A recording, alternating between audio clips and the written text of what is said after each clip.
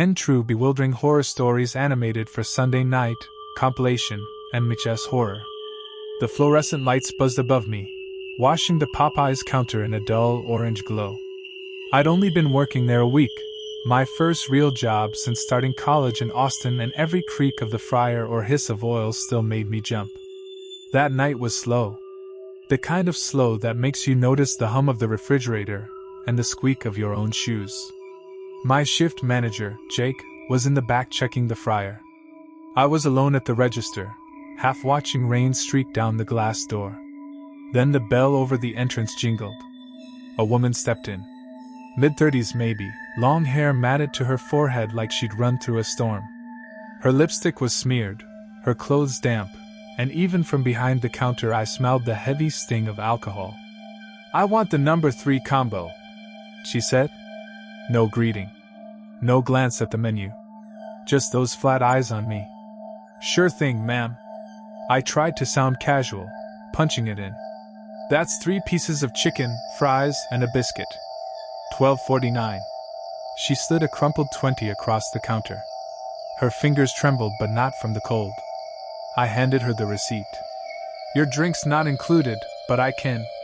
Her voice cracked through mine like glass snapping. "No drink? I bought a combo."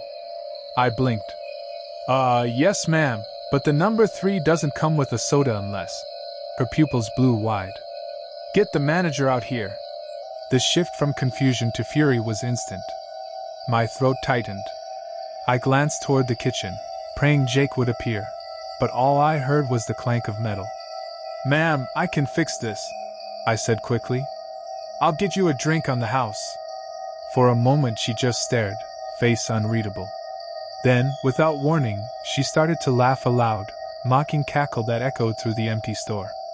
She stepped back, spinning clumsily on her heels. "Where's my soda?" she sang, swaying like a marionette.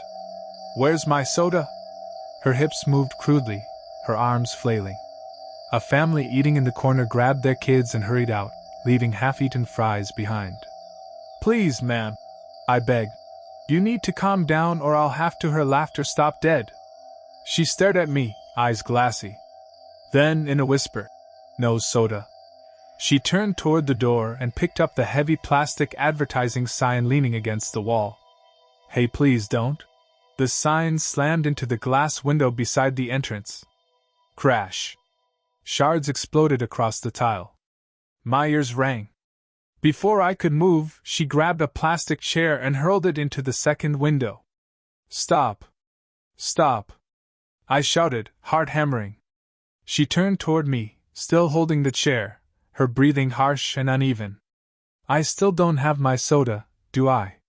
Each word hit harder than the last. I backed up until the counter dug into my spine. I'll get it," I stammered. "You can have any drink you want." She raised the chair higher. My arms flew up to cover my head. Then Jake's voice thundered from the back. "What the hell is going on?" She froze, eyes darting toward him. In that instant I bolted behind the register, grabbing the phone. "Call the police," Jake barked. The woman's laugh returned, soft at first, then wild again. She dropped the chair, sat on the floor amid the broken glass, and began humming to herself. I dialed 911 with shaking fingers. My voice cracked as I tried to explain. "There's a woman destroying the store, please hurry." 10 minutes felt like an hour. When the officers finally arrived, red and blue lights painted the shattered floor in pulses of color. She didn't run. She just sat there, picking at a shard of glass, her lips moving silently. They cuffed her gently, guiding her toward the door. As she passed me, she smiled a thin, tired smile and whispered, "I still didn't get my soda." Only then did I start crying. Big, ugly sobs I couldn't hold back. Later, Jake told me her name was Emily. A regular drunk. She'd done damage before, but never like this. 6 months in county jail, $3,000 in restitution. We had to close for repairs. I quit the night shift and found a job at the downtown library, quiet, safe, peaceful. But every time someone asks for a drink refill with a smile that lingers a bit too long, I swear I can hear her voice again. "No soda." My name's Jace. The day my best friend sent that picture, my life turned upside down. It was a quiet afternoon. I was slumped on my couch scrolling my phone when a message from Morin popped up. Bro, tell me this isn't your dad. Attached was a single photo, grainy, taken outside a convenience store in Richmond, Virginia. The man in the picture looked exactly like my father. Same build. Same gray streak in his hair. Same habit of keeping his left hand tucked in his jacket pocket. But my dad wasn't anywhere near Richmond. He was on a business trip in Australia, or so we thought. I zoomed in until the pixels blurred. Every detail screamed that it was him. Morin texted again. Do you believe in doppelgangers? At first I laughed it off. But then Morin started explaining about how his grandmother, an Irish woman who swore by old folklore, told him that every person had a double. A living replica.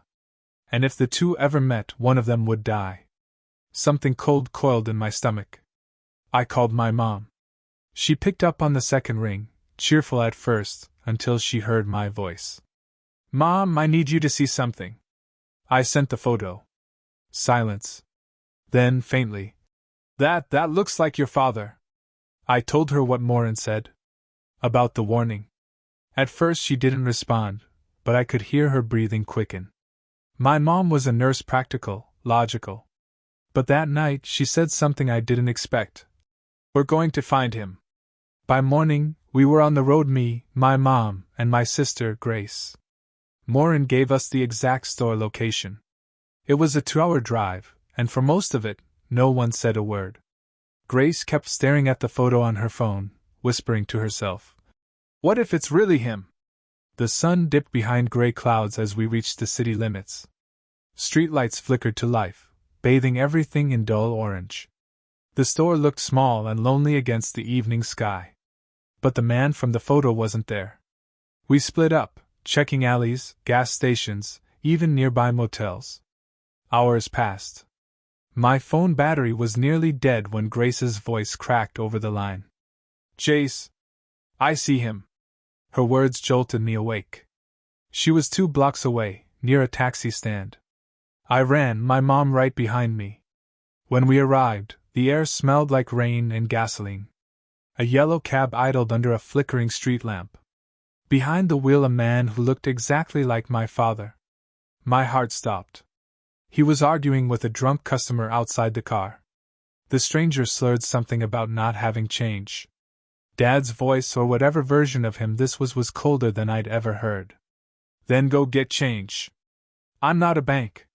The man tried to walk away, but my father, or his twin, stepped out, slamming the door, moving with sharp, angry precision. I'd never seen my dad like that. I couldn't stay hidden anymore. Dad! I shouted. He froze. The drunk man bolted into the night. Now it was just us, me, Mom, and Grace, staring at the man we thought we knew. Vincent? My mom whispered, her voice trembling. He looked at us, confused. I think you have the wrong person, he said softly. Please, just go home. But when he turned, Grace raised her phone. We recorded everything. We're calling the police. He stopped. Shoulders slumped. A long, heavy sigh escaped his chest. Then he turned back around and looked at us properly for the first time. He said our names. One by one. Grace. Jace, Anna. My mom gasped. How do you know our names? He smiled, tired and sad. Because I'm your husband. I never left. The world tilted. For a moment, no one moved. He sat down on the curb, running a shaking hand through his hair. Then, slowly, he told us everything. He had gone to Australia, but only for a week. He'd been laid off months ago, and was too ashamed to tell us. He came back quietly, got a job driving cabs, and planned to return home once he could get back on his feet. He hadn't wanted us to see him like that, defeated, broke, humiliated. My mom started crying. She hugged him without hesitation. Grace joined her, and I followed, still numb but relieved. All the talk of doppelgangers, curses, and bloodlines dissolved under the harsh glow of the streetlight. On the drive home, Dad slept in the back seat, snoring softly. I called Morin to tell him what happened, that the man wasn't a copy at all. He was just Dad. Morin was quiet for a long moment. Then he asked, "Did you notice his eyes?" "What do you mean?" "My grandma said the real ones always have red eyes. That's how you tell them apart." I glanced in the mirror. The dim car light flickered over Dad's sleeping face. His eyes were closed, peaceful. "Just normal eyes," I whispered. But as we turned onto our street, a faint reflection from the dashboard lights brushed across his eyelids, and for half a second, I swore I saw a glint of red.